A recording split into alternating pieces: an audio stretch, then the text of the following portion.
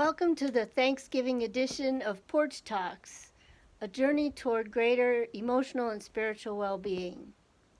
As we prepare to come together with our extended family on Thanksgiving, I wanted to share something that has come into my awareness lately, and that is the way we often inflict a very subtle form of violence on family members in the name of love.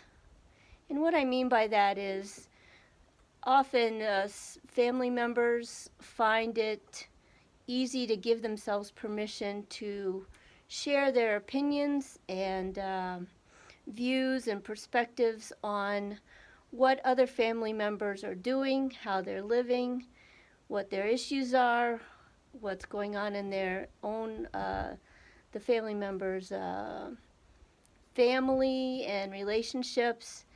And what I got to see up close in my own experience this past month with extended family is that when family members step into this role of fixing or problem solving or pointing out problems that they perceive as other family members having, that although this may be done in the name of love, the way it lands on the other person, in other words, the impact, sends a message not of love and acceptance, but of you have a problem, and more importantly, it's interpreted as you are a problem and you need fixed.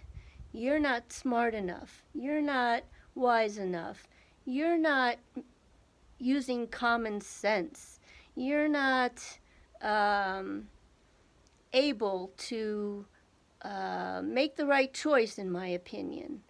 And we impose our perception and perspective on other people's lives and lifestyles and choices that they, particularly around the Thanksgiving table, may not have asked for.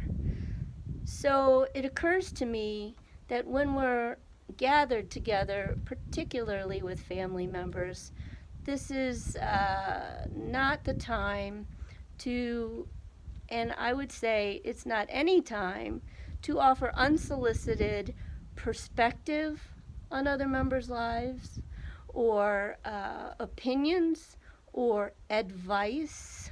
That's a big one, advice, unless it is solicited or the person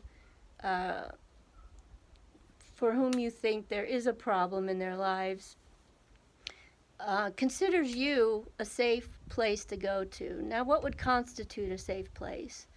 A safe place would be someone who helps the other person feel that they are there for them, they are listening deeply to what they say, they care about what they say, and they embrace that your life is yours and that you have made choices. And so if someone's seeking specific guidance in their lives and they find a family member who is that safe person, then amen, that's how it's supposed to work.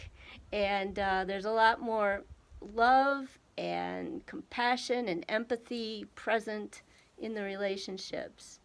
But I just invite you to consider even family members who are criticizing things that for you may not align with your values or your opinions. Maybe it's in the realm of politics or religion especially, to find a way to what I call shiny keys, and it may be changing the subject, or if you feel like you're able to, in a gentle way, listen deeply and affirm that that is true for that person, and allow them the space that they feel they need to share what's on their hearts. Now, if that's something you can't do, give yourself permission to stand up and go play with the children in another room, or take a walk outside, or excuse yourself, I need to go to the restroom.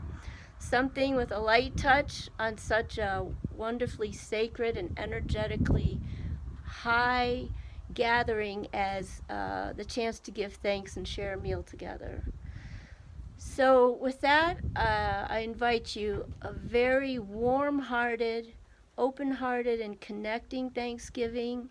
And consider that if you are triggered by another family member who sees themselves as the fixer or the advisor or the one who knows better about what you should be doing in your life, take a deep breath, keep a warm smile on your face and eye contact if you can, and if you need to, excuse yourself gracefully.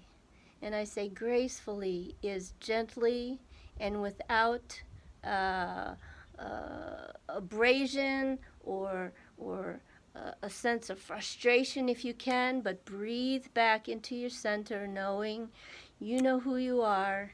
You know the choices you've made that are good for you. You know who you go to when it's safe to speak about your life. And Thanksgiving is not the time. It is not the time, unless it is an invited conversation in which, like I said, the receiver feels safe and accepted, and a message of you've got problems in your life, you're a problem, you don't know how to fix it, you need me. None of that is present, and none of that requires any of your attention on a day to give thanks. So with that, I wish you happy Thanksgiving. And if you find these videos of value, please subscribe, and I'll speak to you soon.